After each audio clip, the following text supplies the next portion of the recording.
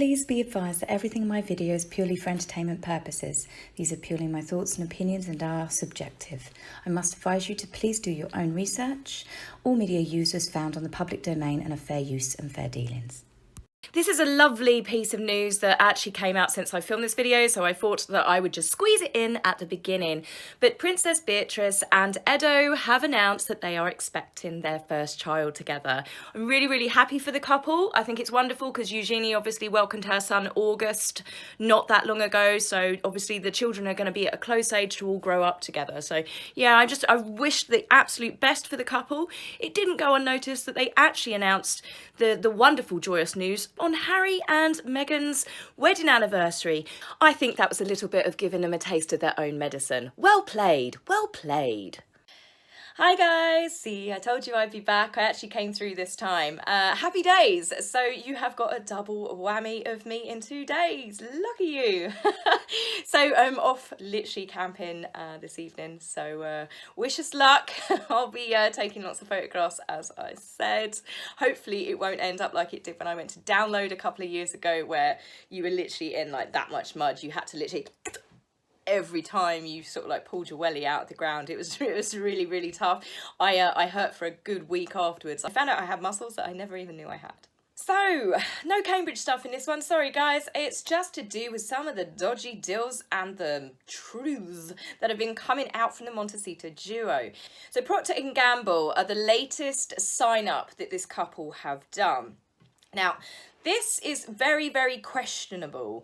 It's questionable because there is lots of stories about Procter and Gamble in the past that they've never actually done a libel suit. They've never sued the people accusing them of it. So that to me is a red flag saying, well, if they're not suing, then it must mean that there's no smoke without fire. They're a massive, massive user of palm oil, which means that they contribute to the rainforest being chopped down. Harry, that's the environmentalist Harry. They also have been done for child slave labour, 11 to 14-year-olds working for absolutely pittance, if nothing. You can Google all of this, Procter & Gamble. They have obviously denied it, and I don't know how true it is, but as I said, if there is no lawsuit against it, that to me is... Now, I can tell you a few things that are actually true about Procter & Gamble here. One of them being that their products test on animals. I did not know oil of Olay was one of them, and I've since thrown out all of my products because I don't buy stuff generally that has animal testing. Oil of Olay, I just used it for years, and I think because I'd always used it for years, I didn't even think. So that is now in the bin. And another thing that has actually been brought to the media's attention is that they actually sell skin whitening products. Yes. You know, you think Meghan with all to do with racism and everything. Yes, Procter & Gamble do a skincare range. I presume that it's sold in countries like Asia. I remember when I was in Vietnam, I went to buy some moisturiser, and it was only when I looked at the bottle, it was like had bleaching agents in. But for Meghan to be behind a company that promotes skin whitening, again, I find that a little bit questionable. As I do everything with them, it's just that whole thing, they were protected with the royal family. This is why the royal family had said any deals that they did as part of Megxit terms, which obviously no longer exists, that they need to run it through their solicitors. This is so the royal family can be protected. They research companies. They make sure that they're not signing up to any old company that has got dodgy dealings or links, dodgy connections, dodgy directors. So back to the bench, there has been more stories that have come out about this, mainly because children's authors are actually kicking up, much like people are artisted on Spotify. They're saying that it's absolutely ridiculous and so unfair that famous people get to jump this kind of queue. They get massive advances for ridiculous sums of money for a book that is going to flop. Given where Meghan's book now is in the charts, I think it's in the 300-400s. You know, bearing in mind that it started off, I think, at number 9, and within minutes, it's now in the 300s, and it's not even been sold yet. So this is people buying advanced copies. This is when a book can generally shoot up the list, and it has gone so far down the list, it's practically like, can't see it anymore. But it is unfair for children's authors, really talented artists and writers that are out there that will never ever get this opportunity. And especially when you think of the book The Bench. Meghan says it's all to do with an inclusive, the book is meant for children and it's all to do with their inclusive family. And it's like, well, it's to do with a son and a father's relationship. So it's to do with a bond between a father and a son seen through the mother's eyes. Is that anything that a small child would want to read? No. And how is it inclusive, really? The fact that she's chosen different fathers to represent different ethnicities doesn't really kind of cover inclusivity as far as I'm concerned, because it's like, what about little girls that have a relationship with their father? No, it's just to do with little boys that have the relationship with their father. Okay, fine. That's what she's basing it on, Archie's relationship with Harry. But what about children that are growing up without their father, or they've got stepfathers, or they're being brought up by their grandparents? There's nothing inclusive about it. And as I said, it's a poem that Meghan has written for Harry to do with his bond with his son through her eyes. Does that sound like anything a child would ever be interested in? No, it's a vanity project. But it does bring the question back round to, why is she using her title? Now, I don't know. Is there an element that if she had done this book and signed it off as Meghan, the Duchess of Sussex, that if it had gone to charity, people would have been less harsh? Yeah, because it's purely commercial. She's done that book to raise money for herself, for Harry.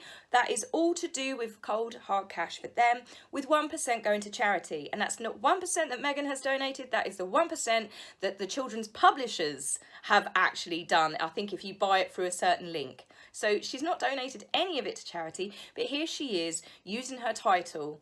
It was given to her by the royal family purely for financial gain.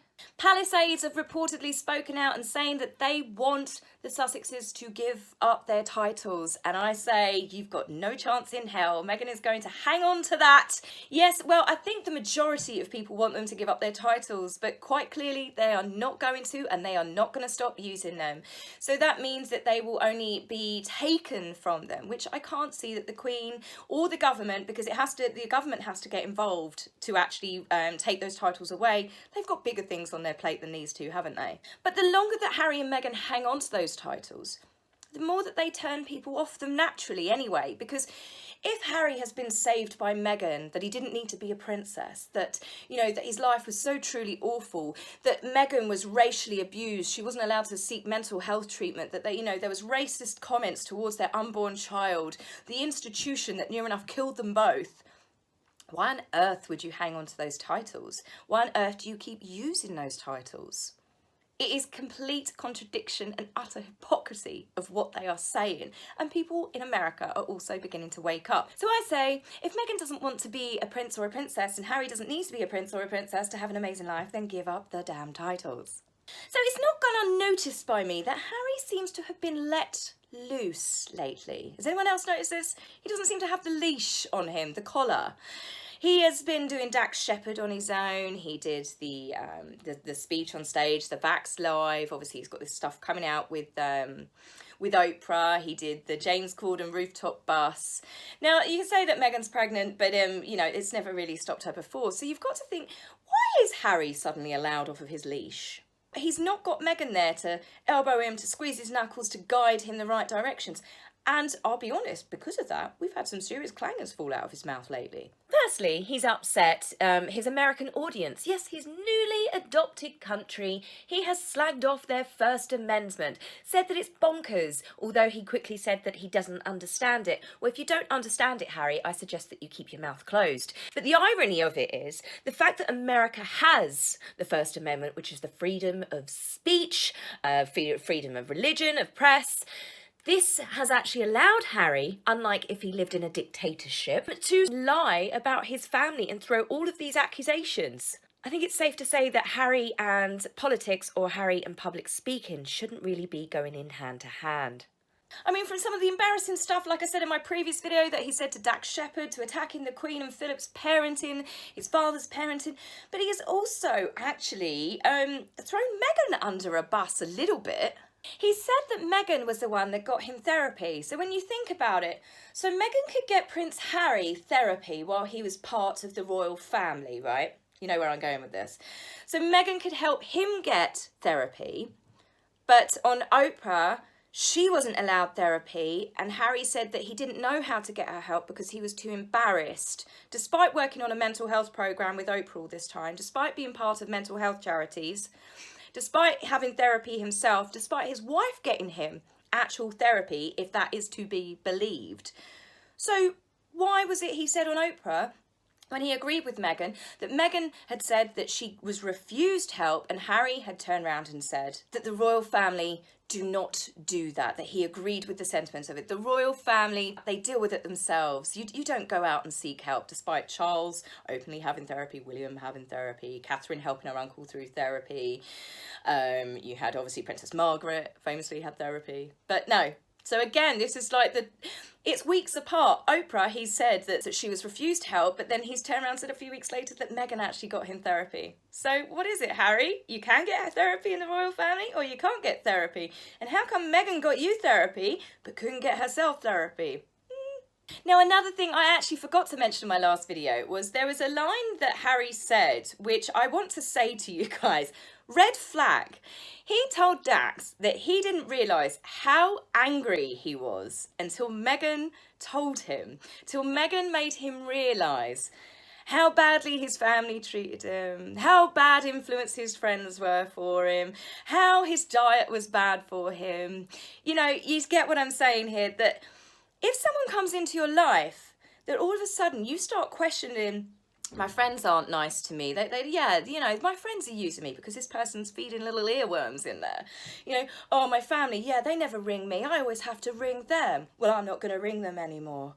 You then being convinced that you shouldn't go out on nights out with your friends because they're a bad influence on you, or you're going to miss out on such a lovely time with this person. If you go out with them, they're terrible for you. Blah, blah, blah.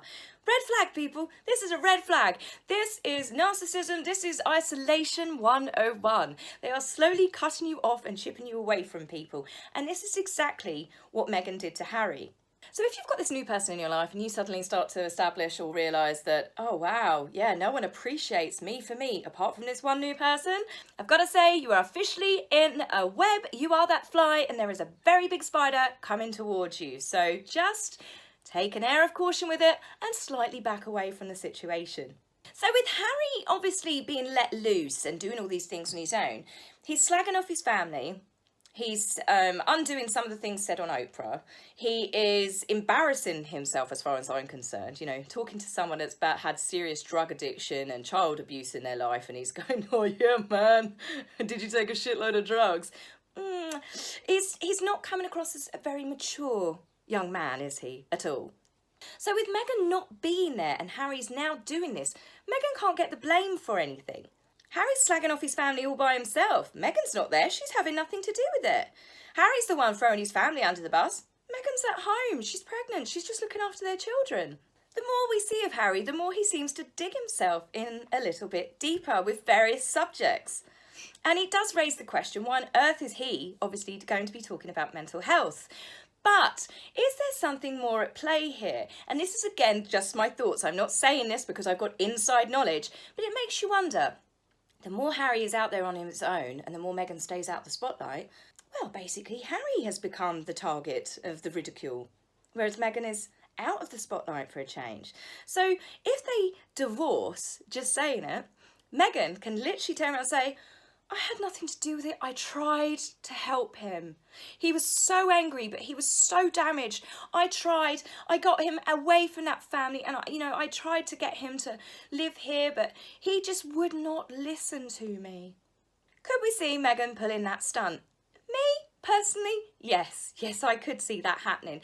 Now, there are little bits of rumours flying around that apparently they've been stripped of a lot more than what the public are privy to, and apparently they've only got a few weeks to announce it.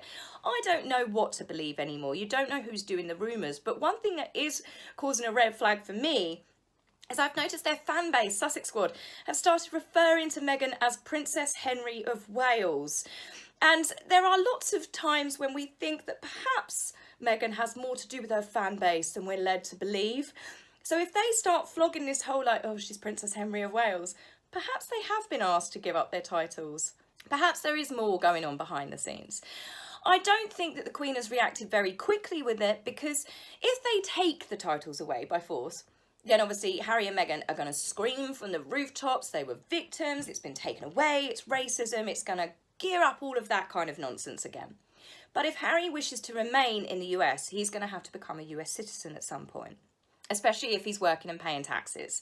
So Harry will then have to give up his titles anyway. And if Meghan is true that she wants to go into politics, she will have to give up her titles, because you can't have the Duchess of Sussex, a UK known royal title, being involved in US politics. It doesn't stop her from trying, mind you. So I wonder if the royal family are playing the long game there. So my other thought, just to end this video, this is a shorter video today, but my other thought is, okay, so maybe Meghan is just sitting back and she's wound up this little toy now, and he's going out there and he's like, da da da da da da, and she's sitting back going, he's totally just making himself look like an idiot. This is working completely in my favour.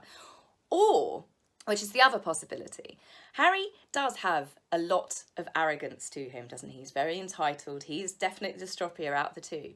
There's a little bit of me that's kind of bemused by this thought, and I want your thoughts on this. But perhaps Harry is actually freeing himself from the constraints of his wife, and perhaps Harry has gone rogue. Much like Frankenstein's monster, has Meghan created a monster too big for her to keep control of? I would love that. Wouldn't that be a little bit of divine karma? So anyway, guys, I'm off camping. Woohoo! So I'll be back with you very, very soon. Take care for now. Bye. If you like my video, please remember to like and subscribe. Please, angry typist, you will be blocked, so save your fingers the time. If you would like to buy me a coffee, please go to my About page and click the link. Love, Taz.